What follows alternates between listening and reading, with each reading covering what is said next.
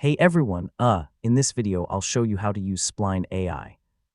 So if you want to create three-dimensional scenes, animations, or AI-generated designs directly in your browser, this guide will walk you through everything step by step in 2026. First, open Spline in your browser and sign into your account. Once you log in, you'll be taken to the main workspace where you can start creating projects instantly. Next, click on New File to create a fresh project.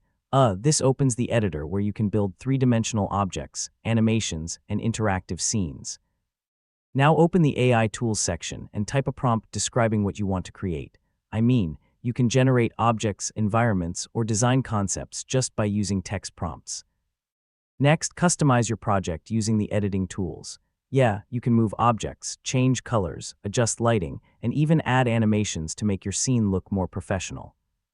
You can also add interactive effects like hover animations or clickable elements.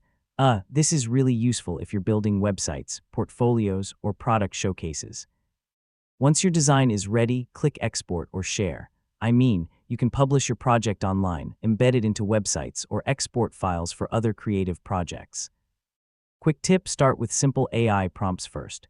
Shorter and clearer prompts usually generate cleaner scenes, especially when you're still learning how Spline AI works. And that's basically it. You now know how to use Spline AI in 2026. Hopefully, this guide helped you start creating amazing three-dimensional projects with AI tools. Thanks for watching, and I'll see you in the next tutorial.